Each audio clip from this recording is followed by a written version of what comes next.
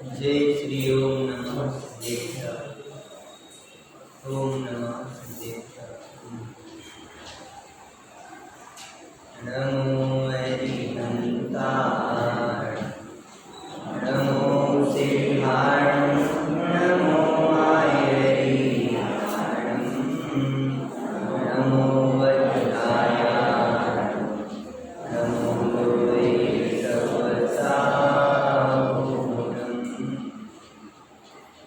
मंगलम भगवान वीरो, मंगलम गौतमोऽग्रणी, मंगलम कुंदकुंडार्यो, धर्मोऽस्तु मंगलम। सर्वमंगलमांगल्यं सर्वकल्याणकारकं, प्रधानं सर्वधर्माणां, जयतु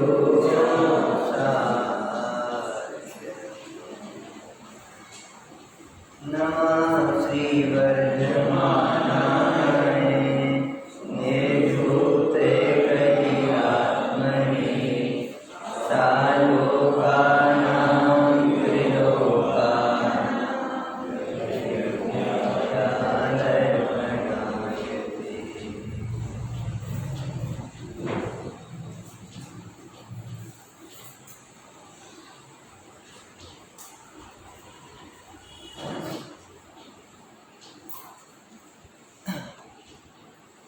बोलिए उत्तम क्षमा धर्म की जय हो।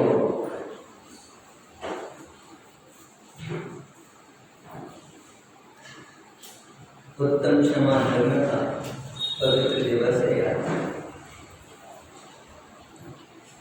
आत्मा तो सहज क्षमा स्वरूप ही है, त्रिकाल क्षमा स्वरूप है। क्रोध का आत्मा में अनादि से आज तक प्रवेश हुआ नहीं है, वर्तमान में हो रहा नहीं है और भविष्य में हो सकता नहीं। क्यों? क्योंकि वो तो सहज क्षमा स्वरूप है, क्रोध के अभाव रूप है। लेकिन यह जीव उस सहज चिदानंद स्वरूप भगवान आत्मा को न देखता है, न जानता है, और जो जानने वाले बता रहे हैं ना उनकी मानता है। मध्य प्रदेश के लोगों की विशेष होती है, मध्य प्रदेश कह रहे हैं बुंदेलखंडियों जानते हैं नहीं, मानते हैं नहीं, और उसके बाद अपनी अपनी तानते हैं। ऐसे अपन अपने शुद्ध चैतन्य स्वरूप को जानते हैं नहीं, और जो श्री गुरु अपने लिए बता रहे हैं उनकी मानते हैं नहीं, और उसके बाद भी लगाए नहीं अपनी। अरे ऐसे कैसे? ये क्रोध कौन को आ रहा है? भूतों को आ रहा है? क्रोध हमें ही तो आ रहा है। ये विकार कौन को है? हमें ही तो है। ऐसे आचार्यों की वाणी को भी एक प्रकार से उपेक्षा करके, अनादर करके और अपनी मनवाना चाहता है और करना चाहता है, भले उसके बाद कितनी दुखी हो ले, नरक निबोध आदि में चले जाए वो मंजूर है, लेकिन अपनी उसको टेप को छोड़ना जो मंजूर नहीं जी। जब तो अनादि काल से इतना समय निकल गया, कितनी बार भगवान के समुसरण में घूम फिर के आ गए, कितनी बार उनकी वाणी सुन ली, कितनी बार अपन सभी मुनिराज बन गए, 28 मूलगुणों का निरतिचार पालन कर लिया, जो का 11 अंग 9 गुरु का ज्ञान कर लिया, उसके बाद भी ये दुर्दशा है। भैया नमोकार मन से खा दो जी का है? भैया तुमने ज्ञान भी किया तो पर लक्ष्य से किया, ज्ञान भी किया तो ज्ञान का मत कर बैठे। क्या कहें? अपने आत्म स्वरूप की रुचि ना होना ही अनंतानुबंधी क्रोध का है, भाव दीपिका जी में। अपने स्वरूप की रुचि ना होना और भोगों की रुचि होना, शरीर को पोषण करने के लिए, सुरक्षित रखने के लिए, इसकी संभाल करने के लिए 24 घंटे सेवा में तैयार हैं। जो अपना गुलाम है अपन उसके गुलाम बने। किसी साधर्मी की सेवा समाधि करने का, भैया वृत्ति करने का, किसी से कहते भैया आप इन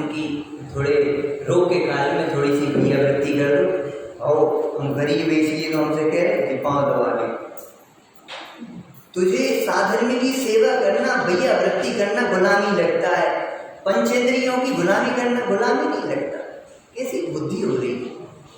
जिस शासन की सेवा करना सौभाग्य लगना चाहिए। हम ही से झाड़ू लगा के करें, हम मंदिर में का झाड़ू लगा गया, हम तो पूजन करने आए। अरे भैया अहो भाव से मंदिर की तुम झाड़ू भी लगा दोगे तो वही पूजनी के समान, रक्षाल के समान है।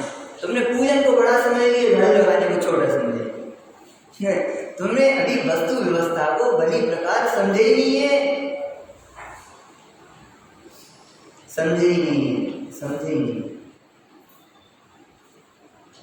आत्मस्वरूप की रुचि ना होना अनंतानुबंधी क्रोध कहा है। ओह, तो हमें तो 24 घंटे परद्रव्यों की रुचि है, तो क्या हम 24 घंटे अपने प्रति क्रोध कर रहे हैं? सोचो, थोड़ा सा सोचो इस लाइन के प्रति। जब भी हम कोई पदार्थ को देखते हैं, परिलक्ष्य करते हैं, जैसे पानी को भिलो भैया, पानी को भिलोए तो क्या मिलेगी लास्ट में? सो भी अपन 10 बजे पानी को भिलोने के लिए बैठे और शाम को 5 बजे तक उस पानी को भिलोया, शाम को 5 बजे क्या मिलेगा? थकान नहीं मिलेगी? थकान मिलेगी नहीं मिलेगी? 7 घंटे मेहनत के थकान मिलेगी। पत्थर से सिर फोड़ो खंबे से, क्या मिलेगा? वेदना मिलेगी कि नहीं मिलेगी? दुख। ऐसे ही परलक्ष्य करने से केवल कसाएं ही मिलेगी, केवल दुख ही मिलेगा और कुछ है ही नहीं। मिलेगा कहाँ से? हमने इलायची खाई हो तो डकार का ही है और लहसुन खाई हो तो लहसुन भी। वे मुनिराज 24 घंटे आनंद का भोग कर रहे हैं, समता का आवेदन कर रहे हैं, स्वभाव रूप परिणमन कर रहे हैं। सो उनके मुख से जो वचन निकलेंगे, जो विचार चलेंगे, जो कार्य करेंगे, सब में क्या दिखाई देगा?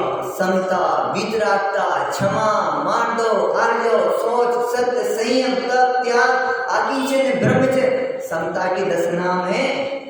कुछ कहा, इसके 10 नाम है जी समता के। हम समता क्या कहलाती है, हम उसको कैसे पहचाने कि ये समता के धारी है? तो हम इनको कैसे पहचाने समता के धारी है? लक्षण से लक्ष्य की पहचान होती है ना, लक्षण से लक्ष्य की पहचान होती है। न्याय का शब्द है, वहां बहुत दूर धुआं उठ रहा ही दे रहा है, धुआं उठता हुआ दिखाई दे रहा, तो अपन यहीं बैठे बैठे क्या समझ जाते? वहां जरूर कहीं अग्नि जल रही है बहुत बड़े रूप में, जब तो इतना सारा धुआं दिखाई दे रहा, कहीं आग लग गई है। तो अपन यहाँ बैठे बैठे उस लक्षण से लक्ष्य की पहचान कर लेते। ऐसे ही किसी के जीवन में अपन ने क्षमा देखी, सरलता देखी, विनय के परिणाम देखे, तो अपन ने क्या समझ लिया? भैया ये जीव बहुत समता का धारी होगा। पक्की बात है, ये लक्षण है, इन लक्षणों से लक्ष्य की पहचान होती है। देखो, अब दूध में शक्कर डालना भूल जाओ, क्षम है, बहुत छोटी सी बात है, लेकिन अपने बचनों में मिठास घोलना कभी नहीं छोड़ो। संबंधों की मधुरता के लिए संबोधन भी मधुर ही होना चाहिए। क्या कहा? कुछ कहा है? क्या कहा? संबंधों की मधुरता के लिए संबोधन भी मधुर होना चाहिए। याद होगी लाइन? नहीं हुई? अपन यहाँ गेम तो खेल ही है, लेकिन इसमें भी गेम चल रहा, अगलन के निकलन।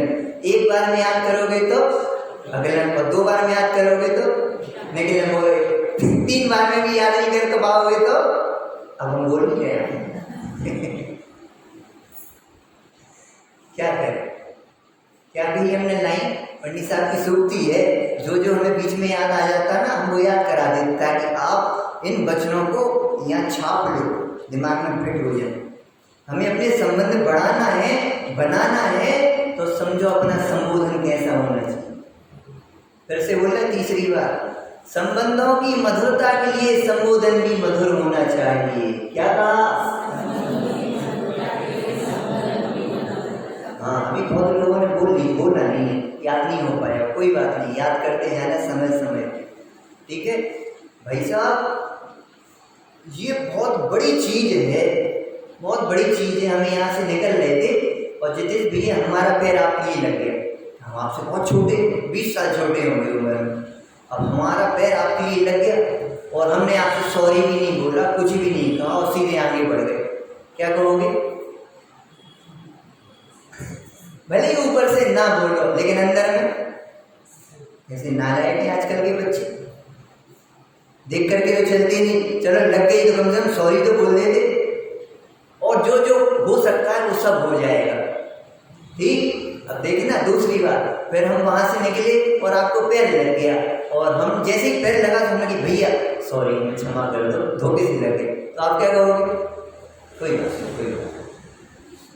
एक प्रायश्चित में कितने गंदे गंदे शब्द नहीं सुनने पड़े, और तीव्र क्रोध आ जाता ना तो पकड़ के तो पिटाई भी लगा दे। भैया क्षमा सुधार की पहली सीढ़ी है। यदि हारना है तो क्रोध करते जाओ, और जीतना है तो क्षमा रखते जाओ। जितने जितने उपसर्ग सही, आगे क्या है? नहीं यार, अरे पार्श्वनाथ भगवान की पूजन की लाइन है, जितने जितने उपसर्ग सहे उतनी उतनी समता आई, उतनी उतनी दृढ़ता आई, उतनी उतनी दृढ़ता आई। कुछ कह रहे हैं, बताओ वो क्रोध करने वाला कमठ, नाम सुना है कमठ का? कौन था भाई साहब कमठ? हाँ, पार्श्वनाथ मुनिराज के ऊपर, भगवान के ऊपर नहीं, मुनिराज के ऊपर उपसर्ग करने वाला। देखो तो 10 भाव तक लगातार उनके ऊपर उपसर्ग करता रहा, और एक भाव में भी उन्होंने उपसर्ग नहीं किया। 9 भाव पहले जब वायुभूति और मरुभूति दोनों भाई थे, इसने गलत काम किया था कमठ ने पत्नी के साथ है, और उसके बाद भी गया, भैया कोई बात नहीं आप तो चलो मेरे साथ। नालायक फिर आ गया, हमें इतना बदनाम करके निकलवा दिया, हम पे कलंकित करवा दिया, गधे पे बिठा के निकलवाया नगरी से, आज फिर हमसे क्षमा मांगने के लिए नौटंकी कर रहा, कुतब कर रहा था, खड़े होकर पत्थर पटक दिया उसको, वही मर कसाय में तब कर रहा, तब कहलाता है कुतब कहलाता है कि क्रोध कर रहा है। बताओ क्रोध चल रहा था कि तब चल रहा था? गजब बात है। अंतिम भाव तक भगवान बनने तक नहीं छोड़ा, पत्थर बरसाए, पत्थर बरसाने के बावजूद भी भगवान तो अपने स्वरूप में मगन थे, कमठ की ओर आंख उठा करके भी नहीं देखा। इतनी बड़ी बात है, वो एक शब्द बोले तो ऐसे घूर के देखते हैं, अपन घूर के देखते हैं, बोल कैसा रहा, कसाई से देखते हैं। लेकिन पार्श्वनाथ मुनिराज तो फिर भये सुधर गए, अथिर तरह कहूं नाय।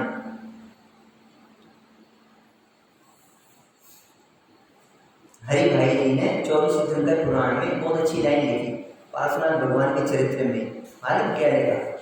सुनो भव्य जीवों, आप भले ये पार्श्वनाथ प्रभु का चरित्र पढ़ रहे हो और कमठ के उपसर्ग करने वाले को आप देख रहे हो, लेकिन सुनो, जिन पार्श्वनाथ प्रभु पे उन्होंने उपसर्ग किया था, कमठ ने उपसर्ग किया था, जब उन पार्श्वनाथ प्रभु ने उसके प्रति द्वेष भाव नहीं रखा, तुम इस चरित्र को पढ़ पढ़ के उसके प्रति क्रोध भाव क्यों ला रहे, उससे द्वेष क्यों कर रहे हो, उसको प्रति उसको हीन क्यों देख रहे हो, उसे घृणा क्यों कर रहे हो?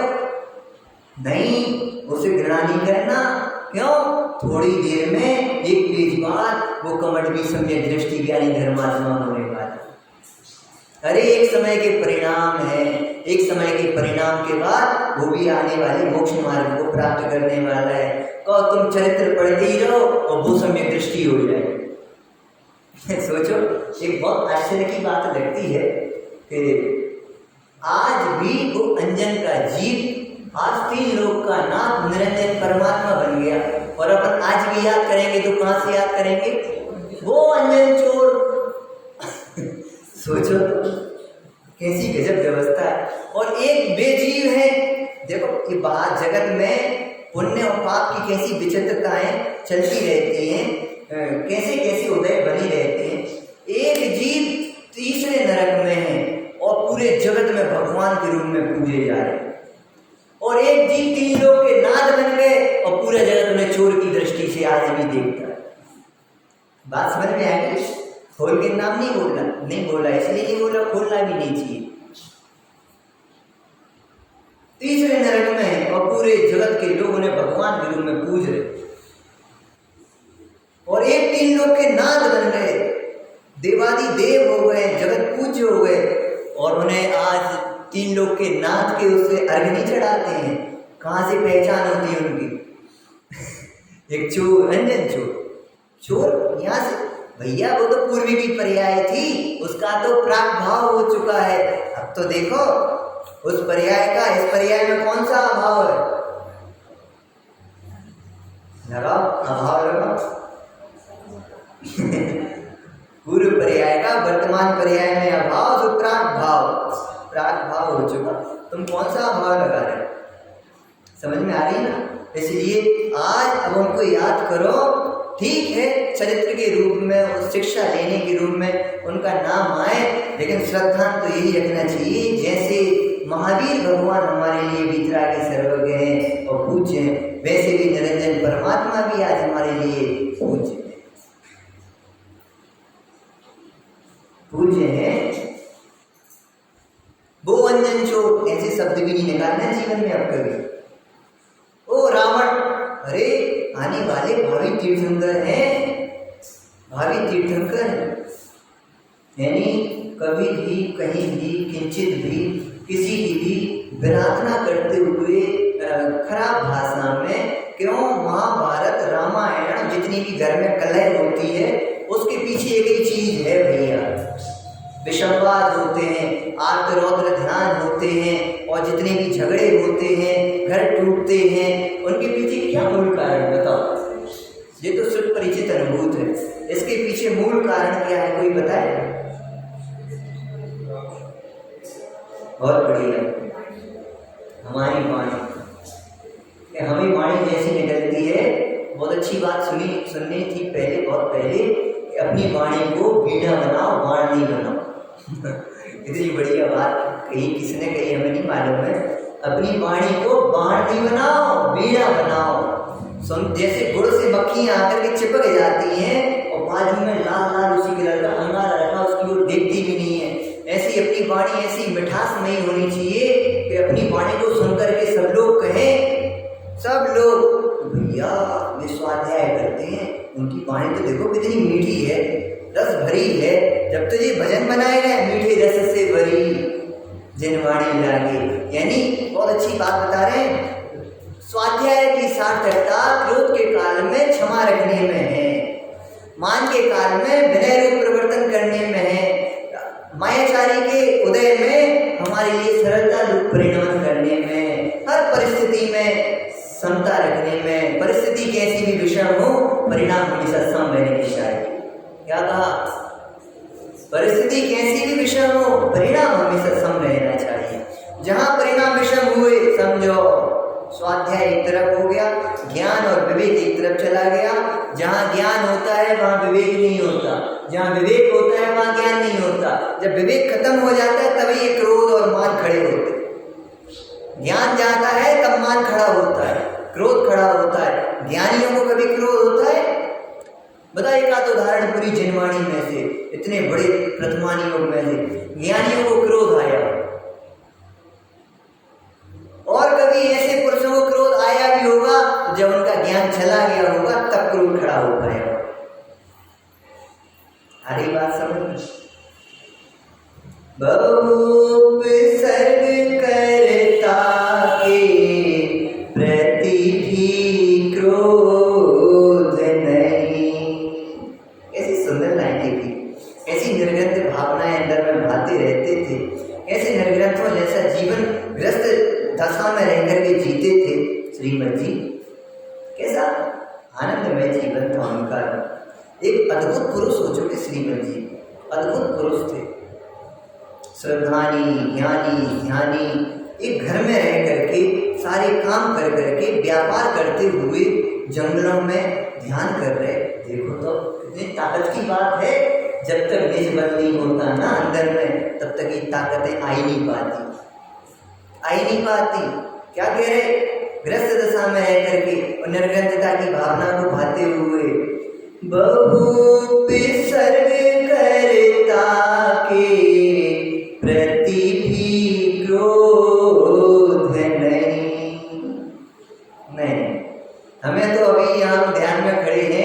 स्वाध्याय में बैठे हैं, चिंतन कर रहे हैं, सामायिक कर रहे हैं, सामायिक के काल में कोई आकर के शरीर में आग लगाई थी किसी को आग लगाई। हाँ, बहुत अच्छा नाम दिया, गजकुमार मुनिराज बैठे थे। आज ये बात हो गई कि आपकी बिटिया से हम सगाई शादी करें, ठीक, ये बात हो गई। अब बात हो गई दूसरे दिन, आज वैराग्य का भाव नहीं था, सो संबंध बना लिया कि भैया ठीक, अपनी बात पक्की होती है यार, और कल अपन क्या करेंगे, कल यानी आने वाले समय में जो भी डेट फिक्स हुई हो तो अपन सगाई और शादी करेंगे। और दूसरे दिन ऐसे वचन सुनने को उनको मिल गए, ये ऐसा प्रसंग उनके लिए बन गया, उनके लिए वैराग्य भाव जागृत हो गया। सो उनके लिए वैराग्य भाव जागृत हो गया। सो बस जैनेश्वरी दीक्षा को धारण करके जंगल में ध्यान में मग्न हो गए, आत्मा की साधना करने लगे। आत्मा की साधना तो करने लगे। जैसे सूचना मिली उस सोम श्रेष्ठी को, सोम श्रेष्ठी नाम था, सौमिल शर्मा, उसको यानी होने वाला ससुर, कि जब तुम्हें मालूम थी कि तुम्हें दीक्षा लेना है, तुमने हमें बेटी से शादी पक्की क्यों की, और तुमने हमने पूरी जगह बात फैला दी है, और ये हो गया वो हो गया, वो क्रोध में भड़क उठा, आंखें लाल हो गई। देखो सौमिल शर्मा क्रोध की अग्नि में जल रहा था, कसाई की अग्नि में जल रहा था। कौन? वो होने वाला ससुर कसाई की अग्नि में जल रहा था। गुस्सा आई, सुबह मिट्टी पड़ी थी, उसने उठाई मिट्टी और उस पर वो बना दी और कुंडी सी और सिगड़ी जैसी, और अंगारे भर के आग लगा। मुनिराज का शरीर भौतिक अग्नि में जल रहा। और सुनो, अभी अग्नि पूरी नहीं हुई है, और ध्यान की अग्नि में भी गजकुमार मुनिराज अपने कर्मों को जला रहे। तीन अग्नियां लगी, तीन अग्नियां लगी कि नहीं लगी? सौमिल शर्मा कसाई की अग्नि में जल रहा, शरीर भौतिक अग्नि में जल रहा, और ध्यान की अग्नि में कर्म जल रहे। क्यों? उसने मुनिराज को जलाया कि नहीं जलाया?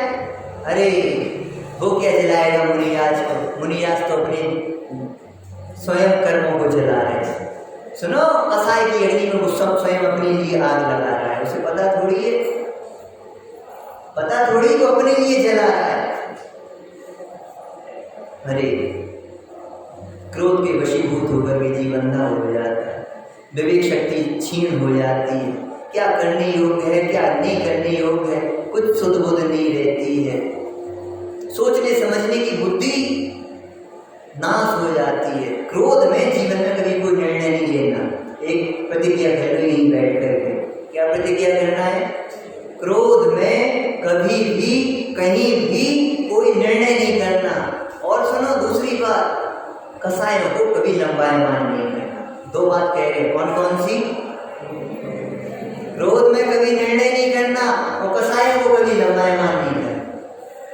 क्यों? कसाय में तुम जो सोचोगे, जो विचारोगे, जो बोलोगे, जो करोगे, सब विपरीत करोगे। सही हो ही नहीं सकता कि अंधा व्यक्ति सही मार्ग पे नहीं चल सकता, सही कार्य नहीं कर सकता।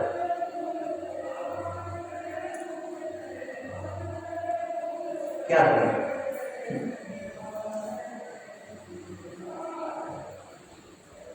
समझने योग्य बात है। हम कहते हैं हमें तो क्रोध आता ही नहीं, हम तो बहुत शांति है। भैया सुनो, जब तक अनंतानुबंधी है कोई भ्रम में नहीं जीना। जब तक अनंतानुबंधी है तब तक 24 घंटे अनादि काल से आज तक एक समय के लिए भी क्रोध का अभाव नहीं हुआ है। थोड़े से पुण्य क्रोधय आ गए हैं, तो सब अनुकूलताएं मिल गई हैं और सब अनुकूल हो रहा है। इसलिए ये नहीं समझना कि सब सही है, हमें तो क्रोध रोध कुछ नहीं होता, हम तो बड़े शांति रखते हैं। तो कभी नमक भी नहीं मिले, कभी दूध में शक्कर भी नहीं मिले, हम तो बहुत शांत। इसका नाम समता नहीं है, इसका नाम कसाई की मंदता है थोड़ी सी बस। समता तो आत्मा के आश्रय से प्रकट होने वाली उस वितराग परिणति का नाम है, जिसमें रत्न और कंकड़ दोनों समान दिखाई देते हैं। समान क्यों दिखाई देते हैं? क्योंकि दोनों पुद्गल ही हैं और फिर उसको उस दृष्टि से देखते हैं। निंदा और प्रशंसा एक दृष्टि से दिखाई देते हैं। जिन्हें कंकणों जैसा ही है मणिमुक्ता का ढेर भी,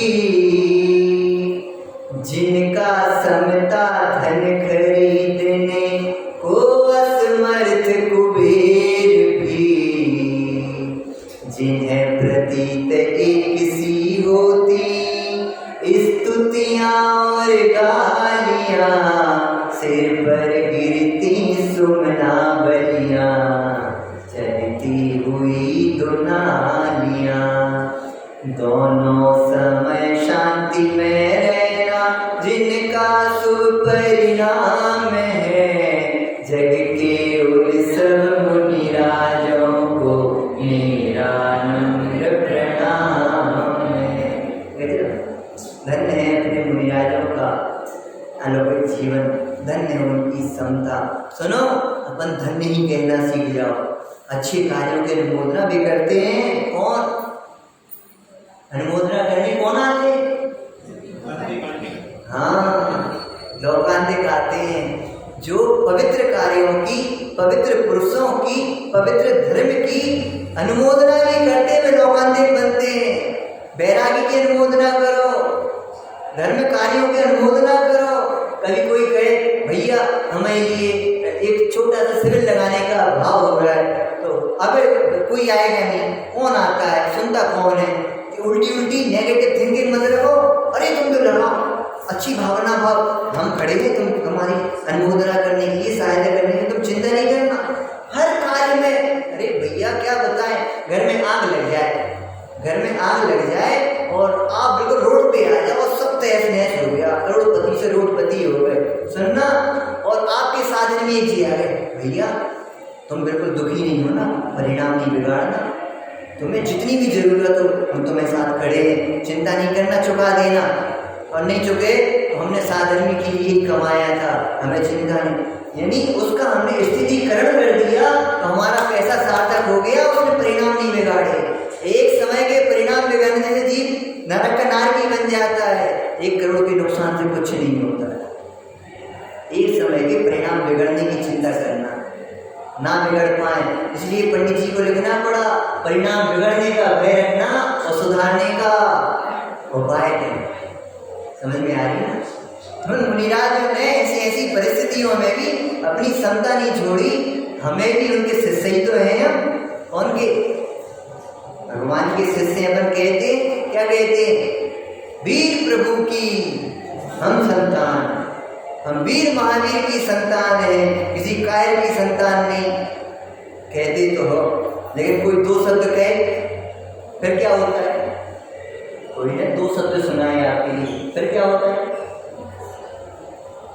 गोली का जवाब हम तोप से देंगे, हम किसी कायर की संतान नहीं है, हम वीर महावीर की संतान है, हम कोई कायर थोड़ी है। उनने 2 सुनाई, हमने 12 सुनाई, उनने 2 मारे, हमने 12 मारे, हमें क्या ऐसी समझे हो? तो अरे भैया, लड़ने में हमारी वीरता नहीं है। हमारे मुनिराजों ने इतना सहन किया और एक शब्द नहीं बोला, तो उनके जीवन से कुछ शिक्षा मिल रही कि नहीं मिल रही? ये कहने का मार्ग नहीं, सहने का मार्ग है। क्या कहा? ये कहने का मार्ग नहीं है, सुनाने का मार्ग नहीं है, सहने का मार्ग। परिसह जय, परिसह लेना नहीं लिखा, परिसह जय। अपने मुनिराज कितने सहते हैं बेचारे, क्यों? सही बेचारे मुनिराज देखो तो चले बने आ रहे हो। एक पागल अंधों को ही जलना दिखाई देगा। वे जितने आनंद में हैं, तुम तो उतने दुख में हो। वे जलते हुए भी जितने 3 कसाय चौकड़ी के अभाव पूर्वक वीतरागता सहित जो 3 कसाय वीतरागता उस प्रचुर स्वासंवेदन का आनंद का भोग कर रहे हैं, तुम्हें तो उसकी कल्पना भी नहीं है, गंध भी नहीं है। क्या करें आगे? गंध भी नहीं है। नियम सारथी में प्रायश्चित अधिकार है, नियम सारथी ग्रंथ में प्रायश्चित अधिकार लिखा है आचार्य कुंद स्वामी ने, और उसमें प्रायश्चित अधिकार में मालूम क्या लिखा भैया? बड़ी अच्छी बात लगती मुझे। तो उनने तो उन्हें संजुलन संबंधी कसाय बची, क्रोध कसाय।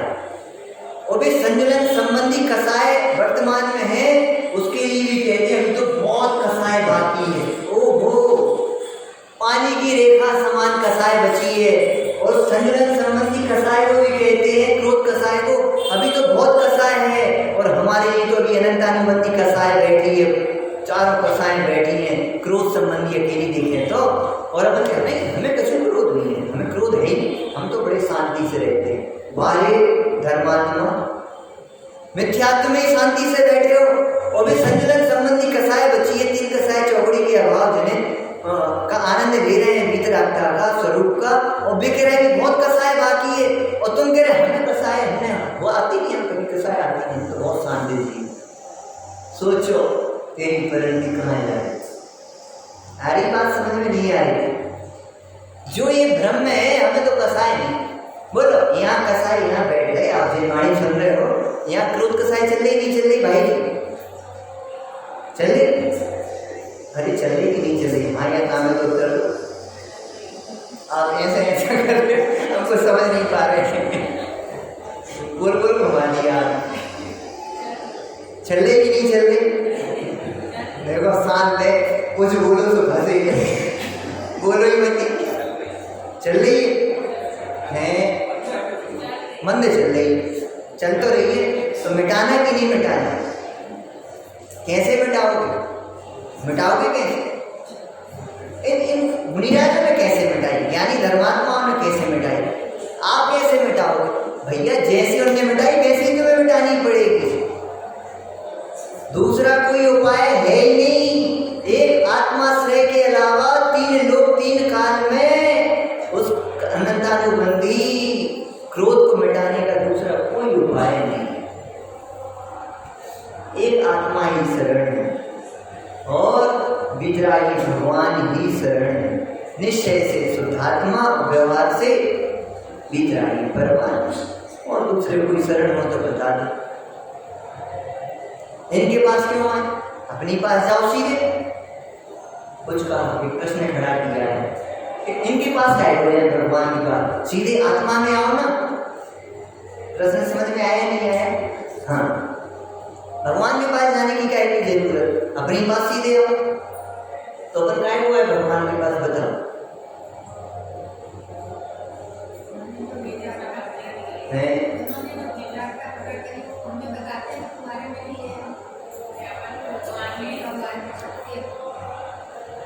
हाँ, बोलने का प्रयास किया, बहुत बढ़िया।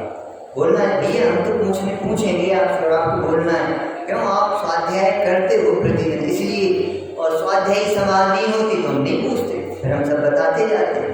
आप प्रतिदिन सुनते हो इसलिए हम पूछते हैं बार बार। हाँ जी, भगवान के पास क्यों आए? सीधे शुद्धात्मा के पास क्यों नहीं गए? सुनना, अरे जिन्होंने उस मार्ग पे, जो उस मार्ग पे चले, उस मार्ग को प्राप्त किया है, वे ही तो कैसा है वो मार्ग, कैसे चला जाता है, उसकी विधि बता पाएंगे। जो चले ही नहीं है, जिसने मार्ग को देखा ही नहीं है, प्राप्त किए ही नहीं है, वो आनंद कैसा होता है उसका भोग किए ही नहीं है, वो कैसे बताएगा? तो बताओ, हम बम्बई कभी गए नहीं, तो हम बम्बई का रास्ता कैसे बता पाएंगे? आप हुआ है, आप बताओगे हाँ भैया एक काम करो, इस गाड़ी में बैठना है, इतनी बजे है, इस शहर से है, और ये शहर आएंगे और इतने किलोमीटर है, और आप उस स्थान में पहुँच जाओगे। तो आप उसका पूरे एक्यूरेट आप वो लाइन बता दो। लेकिन भैया ज्ञान भी हो गया, कोई बात नहीं, अपन ने वो मार्ग जान भी लिया कि भैया वो शिव मंदिर जिनालय कहाँ है, रास्ता सबको मालूम है कि नहीं मालूम? शिव मंदिर जिनालय, हाँ मालूम नहीं। सुबह बोल रहे थे वो भैया, तो कान में पड़ गई, शिव मंदिर जिनालय है कहीं पे। तो अब वो रास्ता सबने देखा है, अब सबने देखा है, तो आपके लिए ज्ञान में तो सब है। यहाँ से ऐसा मोड़ना, फिर वहाँ से ऐसा मोड़ना, फिर वहाँ से वैसा मोड़ना, फिर वहाँ से वैसे मोड़ना, फिर एक यू टर्न करना, फिर बाहर जिनालय आ जाएगा 4थे नंबर के घर के बाद। तो ये अपने लिए पूरा मार्ग याद है। अब बोलो मंदिर कब पहुँचेंगे? मंदिर कब पहुँचेंगे? ज्ञान तो हमें, ज्ञान में तो पूरा मार्ग है, मंदिर का रास्ता हमें ज्ञान में है, लेकिन मंदिर कब पहुँचेंगे? बताओ भैया। जब चलेंगे। अब तुम चलो ही नहीं तो मंदिर का रास्ता तुम्हें पूरा मालूम। अरे भैया, भगवान के दर्शन तो तब होंगे जब तुम चलोगे, अपनी कदम बढ़ाओगे। अब तुम चलो ही नहीं तो कब पहुंचोगे? बात समझ में आ रही है ना? अकेला रास्ता मालूम हो जानी सब कुछ थोड़ी है। उस रास्ते पे चलना ज्ञान आचरण का नाम है। वो ज्ञान किस काम का? वो ज्ञान तो बुझे हुए दीपक के समान। ज्ञान आचरण का नाम। अपने आचरण से वो दिखाओ कि हम स्वाध्याय करते हैं, वो जीवन जियो और वो समता प्रकट करो, तब पता लगेगा हमने अनुत्तम क्षमा धर्म पढ़ा है, सुना है, समझा है और उसको आत्मसात करने के लिए हम पुरुषार्थ कर रहे हैं। भाई साहब, कैसी परिस्थिति हो जाए हमारे लिए रंच मात्र क्रोध ना पाए तब हमें स्वाध्याय की सार्थकता है। एक राजा हाथी पे बैठे जा रहा था। राजा तो एक शराबी रोड पे आ गया बीच में और राजा के सामने खड़े होकर वो शराबी बोल रहा है, जुआ हाथी बेचेगा? वो शराबी बोल रहा है।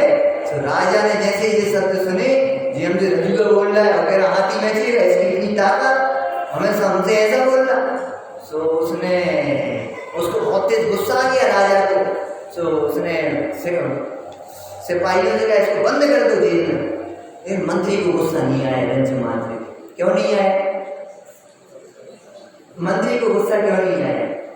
उसे मालूम था ये थोड़ी बोल रहा है, शराब बोल रही है। जिसका नशा चढ़ गया ना, वो शराब बोल रही है। उसे उस शराबी के उस स्वरूप की खबर थी।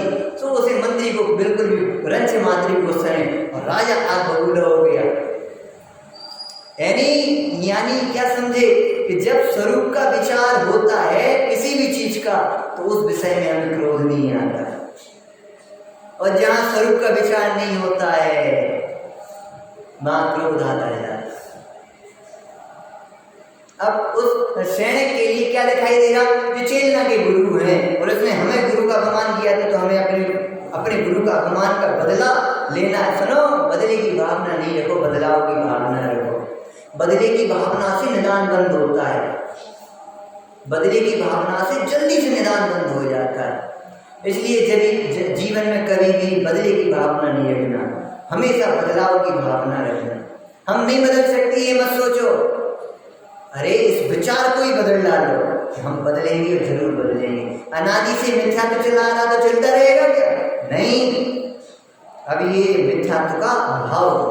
अरे ये क्रोध करके हम कितनी बार नरक गए, कितनी बार नरक गए, अनंत बार नरक गए। और कितने सुबह भैया बता रहे थे ना 740 सागर, वहाँ एक बार जब निकुंज से निकलते हैं तो कम से कम 740 सागर तो रहना अनिवार्य है। तुम का जाने का पुरुषार्थ करो, का रोकने का पुरुषार्थ करो। अरे उस सैनिक ने बदले की भावना से मुनिराज के गले में सर्प नहीं डाला था, अपने गले में नरक डाला था। समझ में आया? तो समझ में आया। मुनिराज के गले में सर्प डालेगा? अच्छा, मुनिराज के गले में सर्प डाल दिए तो दिखाई दे रहा, मुनिराज को दिखाई दे रहा हमें गले में सर्प डला है। अरे जिन्हें अपनी शरीर अपने रूप नहीं दिखाई दे रहा है, उन्हें सर्प हमें गले में डाल दिए, कहाँ दिखाई देगा? समता रस पान किया करते, सुख दुख दोनों की घड़ियों में। अरे सुख और दुख तो उनको नजर आते हैं, कौन को? अज्ञानियों को। उन्हें तो वस्तु का परिणाम दिखाई दे रहा था, उन्हें तो ये नजर आ रहा है वस्तु का परिणमन हो रहा है।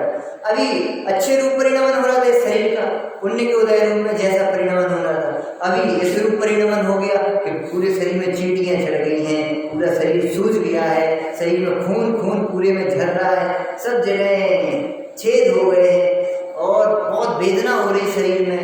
वो शरीर की वेदना नहीं देख रहे थे, वे तो ज्ञान का वेदन कर रहे थे। जो ज्ञान का वेदन करते हैं उन्हें शरीर की वेदना दिखाई नहीं देती, और जो शरीर को देखते हैं उन्हें ज्ञान का वेदन नजर नहीं आता। हमें यही समझ में नहीं आ रहा। दीपचंद जी कासली वाले जी कौन से ग्रंथ में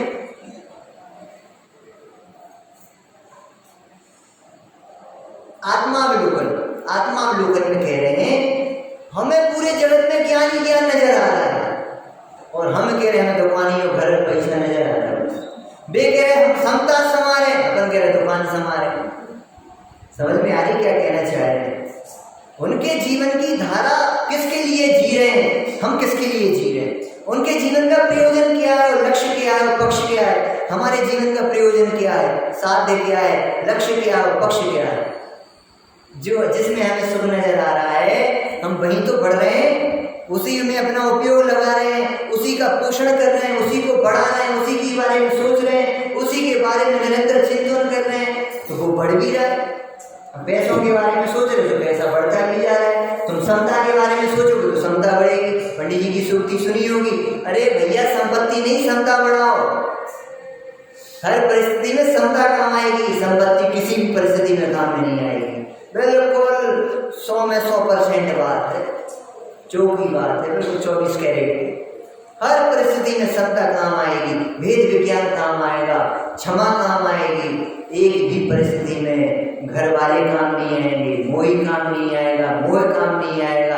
अरे मोह को शत्रु कहा गया है, सबसे बड़ा शत्रु कहा गया मोह को। तो क्रोध भी उसकी संतान है, उसको भी शत्रु कहा गया। तुम शत्रु का नाश करने जा रहे हो, सामने वाले को शत्रु देख रहे हो। अरे भैया पहले ये तो पहचान लो, क्रोध से बड़ा शत्रु, तुम जो क्रोध कर रहे हो उससे बड़ा शत्रु और कौन है तुम्हारा?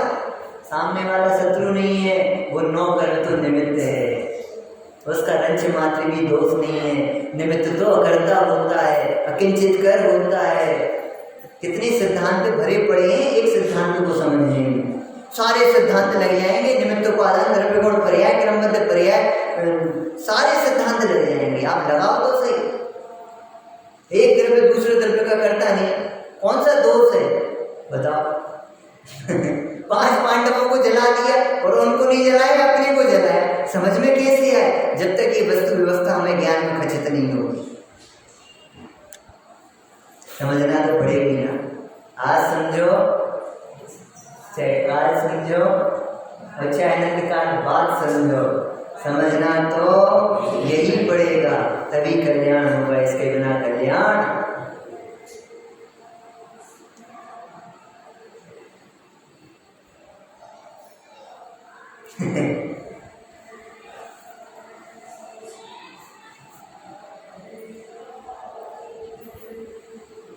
भैया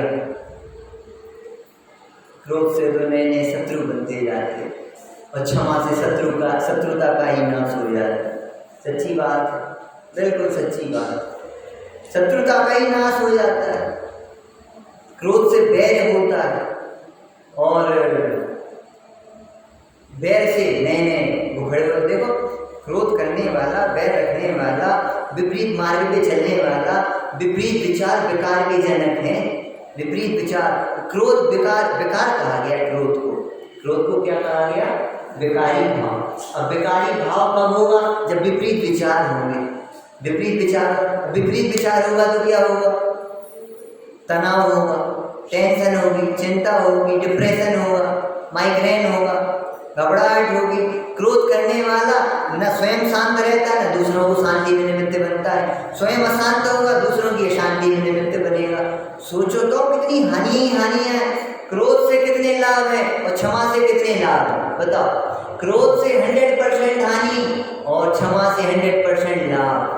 वो पटाखे का पोस्टर आता है, हर साल लगाते पटाखे वाला पोस्टर दीपावली के समय पे, उसमें एक लगाता है, उसमें एक पटाखे फोड़ने से प्रॉफिट और इससे लॉस। इसमें लिखता है, एक जगह लिखा था 100% लॉस और नहीं फोड़ने से 100% प्रॉफिट लिखा रहता है ना। तो ये ऐसे क्रोध के संबंध में लगाना, ये भी पटाखे ही है भैया। क्रोध और आंधी एक ही है, क्रोध और आंधी एक ही है। बाद में पता लगता है कितना नुकसान हुआ है। जब क्रोध आता है तब थोड़ी पता लगता है, अंधा हो जाता है। आंधी भी जब आती है तब थोड़ी पता लगता है। जब वो आंधी शांत हो जाती, तूफान शांत हो जाता, तब पता लगता है कितनी तबाही हुई, कितने मकान धराशायी हो गए, कितनी बिल्डिंगें गिर गई और क्या क्या टूट गया, क्या क्या नष्ट हो गया, बाद में पता लगता है। ऐसे क्रोध आने के जब आता है तब पता नहीं लगता, जब जाता है ओ हम क्या कर बैठे। अभी 3 दिन पहले की घटना है इंदौर में। जैन चिराग भाई हमायन का था और थोड़ी सी अनबन हुई पार्टनरशिप में और आया और बस। अब समझ में आ रही होगी जब जेल में डंडे पड़ रहे होंगे उसको, क्या नाम था, विवेक। अब पढ़े पता, उसका जीवन नाश कर दिया क्रोध में, अपना जीवन नाश कर लिया। अब जीवन भर चट्टी पीसेगा और डंडे खाएगा और कैसे कैसे काम करना पड़ेगा। इतनी सी चीज के पीछे इतना बड़ा उपद्रव कर लिया अपने लिए। बाद में पता लगता है, अभी थोड़ी पता लगा हम शान से, अभिमान से, हम भी ऐसे थोड़ी है, कमजोर थोड़ी है, कमजोर नहीं। अब दिखाओ वीरतावान नरक जेल में है, प्रक्षाल करने जाता था। अभी तिलक नगर मंदिर में जहाँ रुके थे ना अभी, उसी मंदिर में और दर्शन करने गए, स्वाध्याय भी कराया, उसी मंदिर में प्रक्षाल करने आता था सुबह से। अच्छा देखो ऐसा होता है क्रोध अपने जीवन में भैया। रावण के इनके उनके तमाम प्रकार के उदाहरण, हम 100 उदाहरण सुना सकते हैं अभी बैठे बैठे। समय तो अपना हो चुका है, लेकिन कहने का आशय ये है, 2 बातें हम अब पहले दोहरा चुके हैं। कसाय में कोई भी निर्णय नहीं लेना चाहिए और कसाय को लंबन भी नहीं करना चाहिए। अब इनका अभाव करना है तो करेगा, क्या करें भैया सुनो। सबसे पहले तो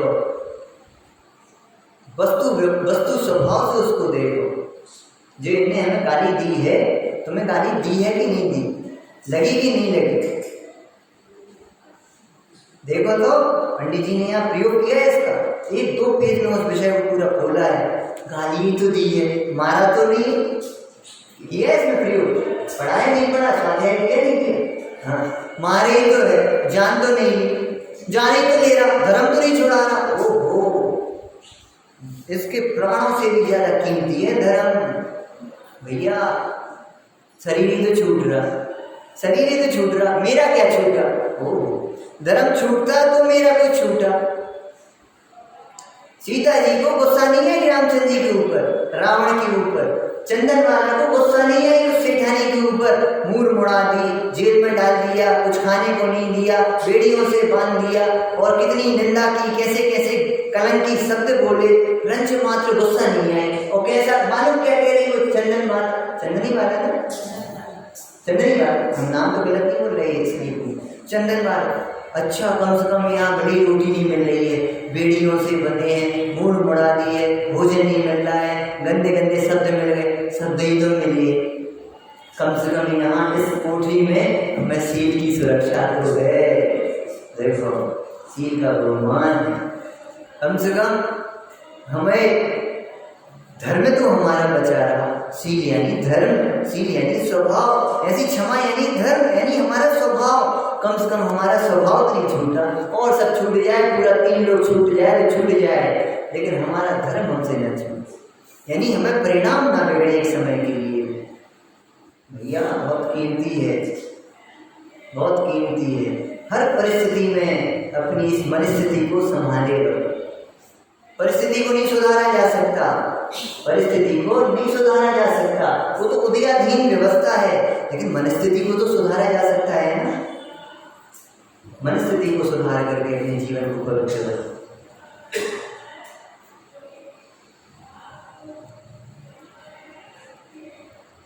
इसीलिए निरंतर अपने परिणामों में समता, क्षमा, सहनशीलता, सहनशीलता, सहनशीलता सब आ गया।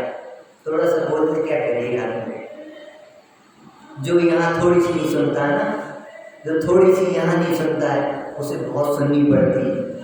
सोमन भाई साहब एक अच्छा उदाहरण देते इसके लिए, पंडित साहब भी देते थे एक बार सुना है मुझे, कि जो बहू घर में सास की थोड़ी सी सहन नहीं करती, जो बहू सास की थोड़ी सी सहन नहीं करती, वो कहे हम तो अपने आनंद से रहेंगे, स्वतंत्रता से रहेंगे, स्वाधीनता से, स्वतंत्रता के नाम पे स्वच्छंदता का पोषण करते हैं।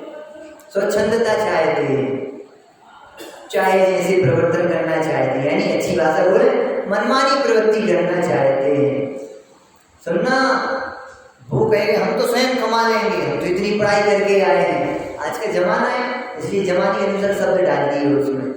तो वो बॉस की पर कितनी सहन करनी पड़ेगी, कितने लोग कैसी कैसी दृष्टि से देखेंगे, कितने रावणों के बीच में उसको रहना पड़ेगा। अब कितनी सहन करनी पड़ रही है। जो थोड़ी सी गर्मी सहन नहीं करेंगे उन्हें नरकों की गर्मी सहन करनी पड़ेगी।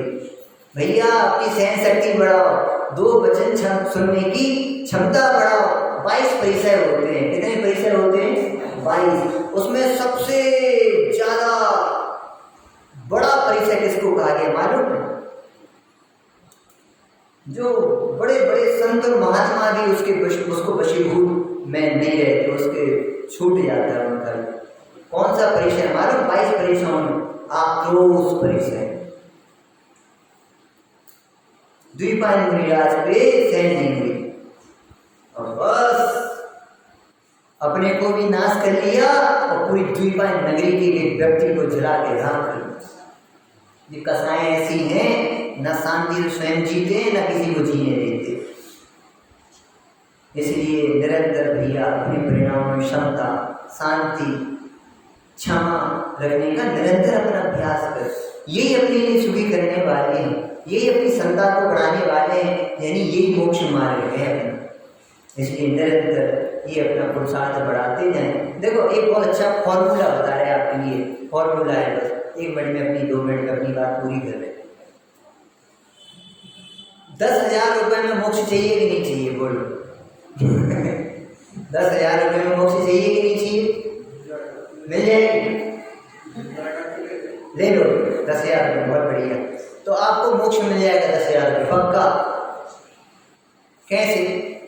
घर में क्या हुआ, बहू आई, बच्चे हैं। अब क्या हुआ कि हम तब तक उनको नहीं डांटेंगे, तब तक क्रोध नहीं करेंगे जब तक 10,000 का नुकसान नहीं हो जाएगा। हमारी बात समझ में नहीं आ रही कि जब तक 10,000 का नुकसान नहीं हो जाएगा तब तक हम क्रोध नहीं करेंगे। तो कोई बात नहीं। आज उसने घी आया था, उसकी 2 बूंद नीचे धरती पे गिर गई। बोलो कितने का नुकसान हुआ? 2 बूंद घी धरती में गया, कितने का नुकसान हुआ? 50 पैसे का, 25 पैसे का। तो अब 10,000 में लिख लो 25 पैसे का नुकसान हुआ। अभी 10,000 का नुकसान थोड़ी हुआ, अब और नुकसान हो गया।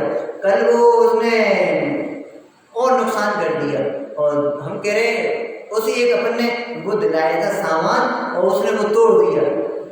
80 रुपये का है, अभी तो 80 रुपये, उसमें 80 रुपये और लिख दो। अभी क्रोध नहीं करना, अभी क्रोध नहीं करना। क्रोध कब करना? जब 10,000 का नुकसान हो जाएगा तब।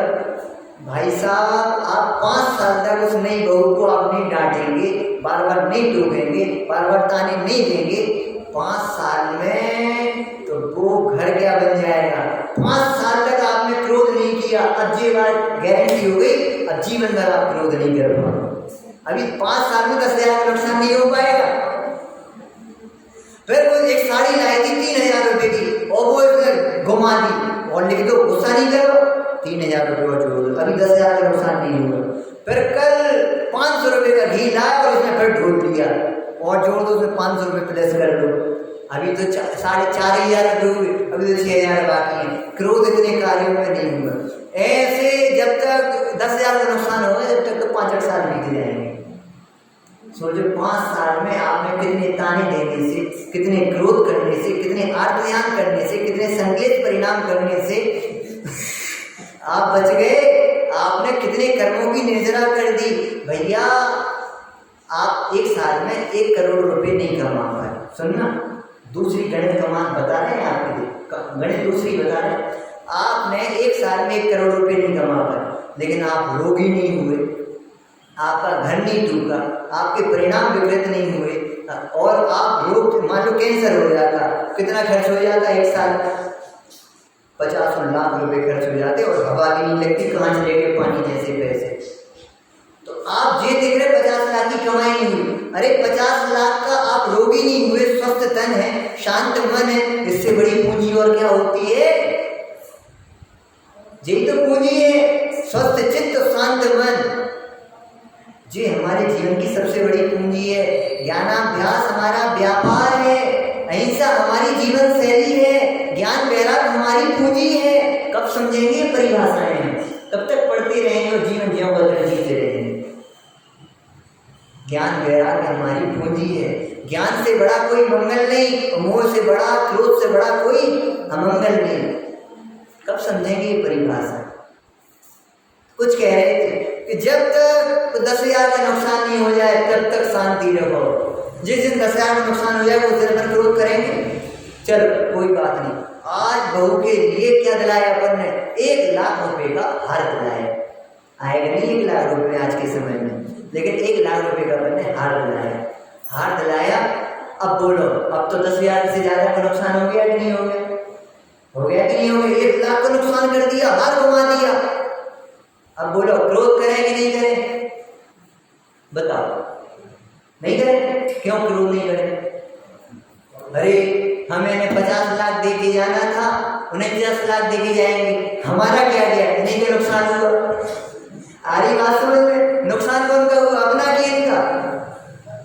अरे हम मरते तो ये 50 लाख हमारे पास रखे हैं, ये कौन को दे के जाते? रोड पे बांध के जाते, इन्हीं को तो दे के जाते। तो जी 1 लाख रुपए का हार इन्होंने घुमा दिया, नुकसान कौन का हुआ? इन्हीं का भी हुआ, हमारा क्या हुआ? तो जे रोए हम काय को रोए, जे कसाय करे हम कसाय काय को करें। यानी जिन्हें शांति रखना है वे हर परिस्थिति में शांति रख सकते हैं, और जिन्हें कसाय करना है वे तो 2-2 कोणियों पे कसाय करके अपने परिणामों को बिगाड़ करके नरक में गोल खड़ा करते हैं। कुछ कह रहे हैं ये फॉर्मूला है भैया जीवन जीने की कलाएं, art of living. Art of living, हर परिस्थिति में क्षमता कैसे रखी जाए, तौर तरीके होते हैं जीवन के। इसीलिए भैया कुछ नहीं कहा और बहुत कुछ कहा है अपने जीवन में। प्रागेव क्षमा, नियम सारजी में आचार्य देव ने कलश लिखा है, प्रागेव क्षमा, पहले से ही क्षमा है। हमने क्रोध किया कहाँ था?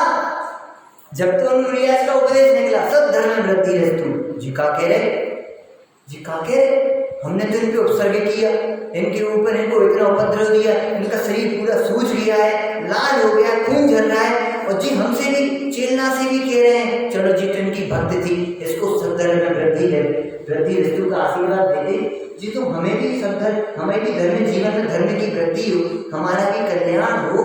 और ये सुनते ही साथ अरे हमने किन पे उपसर्ग किया, अरे हमसे तो बहुत बड़ा अपराध हो गया, अरे धिक्कार है मैं जीवन को। जैसे ही वो अपने जीवन में गिल्टी फील करने लगा, आत्मनिंदा करने लगा, सुमरी आए। कौन से ज्ञान के धारी थे? घना भरे ज्ञान के धारी। अच्छा पक्का मानो? तो उन्होंने उनके मन की बात जान ली। हे शरणे, तुम्हें क्या विचार कर रहे हो आत्महत्या के? जी इनसे कौन ने कह दिया? जी तुम अंदर में सोच रहे, इनको कैसे पता लग गया?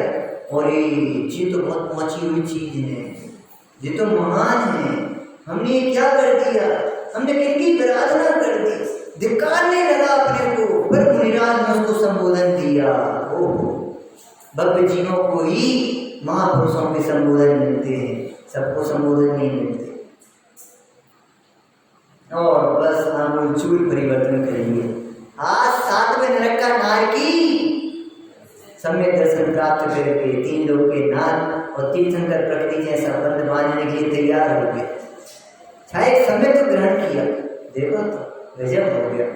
देखो वो शुभम चक्रवर्ती, कहने को 6 चक्रवर्ती है, 6 खंड का अधिपति है, लेकिन एक समय के परिणाम बिगाड़ने का फल 6 खंड का अधिपति 7वें नरक का नारकी हो गया एक समय में। देखना कैसी कैसी विचित्र घटना है। घटना देखने ही से बड़ी आश्चर्य लगता है। आसक्ति के कारण गरम गरम खीर खा गया, आसक्ति के कारण गरम गरम खीर खा गया, अब जल गया तो उसे क्रोध आया, क्रोध आया तो रसोइया पर जलती हुई खोलती हुई खीर फेंक दी, तो रसोइया का मरण हो गया। उसने निदान मान लिया, तुम आज पावरफुल हो, हम तुमसे बदला लेकर के रहेंगे, कल हम पावरफुल हो जाएंगे। ऐसे निदान मान करके संकलित परिणाम से मरा, व्यंतर बना। पर देखना आगे अभ्यंतर बन करके बदला लेने आए ना, वो ऐसा अमृत फल बना के लाया। वो कौन सुबह खाते साथ ऐसा हो गया, आसक्त तो था ही भैया, हमें ये फल और खाना, क्या करें भैया, वो तो हमें गांव में मिलेगी, समुद्र पार से आए हैं तो हमें साथ आपको नाव में चलना पड़ेगा। चला गया। देखना, आसक्ति के कारण, एक फल की आसक्ति के कारण कहाँ चला गया? समुद्र में उस फल को खाने के लिए चला गया। भय उत्पन्न हुआ, नाव डगमगाने लगी ना, उसने व्यंतर उसको बाधा से नाव डगमगाने, भय से पंच परमिष्टि भगवान की अवज्ञा हो गई, अवज्ञा कर दी। फिर क्या हुआ? शरीर से ममत्व था, क्षणों मंदिर में पैर फेर दिया। भगवान की श्रद्धा मिटी तो स्वभाव का जीवन मिट गया। 6 खंड का अधिपति 7 नरक का नारकी बन गए। कुछ कहना चाहे? इतनी सारी चीजें देखने मिल गई एक ही जगह। एक व्यक्ति के जीवन में इतनी सारी घटनाएं देखने मिल गई, एक एक परिणाम की लिंक होती है। क्रोध आएगा, अपने हमें इच्छा के अनुसार कार्य नहीं होगा तो क्रोध में बड़ा जाएगा, इच्छा के अनुसार कार्य हो जाएगा तो अभिमानी हो जाएगा, कार्य की सिद्धि नहीं होगी तो छल करेगा, और हो जाएगी तो प्रसन्न होकर के लोगों में भूल जाएगा। समझ में आ रही है? ये कसाएं जीव को कहीं नहीं रहने देती और कहीं का नहीं रहने देती। अज्ञान समझता नहीं है और अभिमान समझने नहीं देता है, इसलिए ना अज्ञान को रहने देना और ना अभिमान को रहने देना। क्रोध रहेगा कैसे भैया?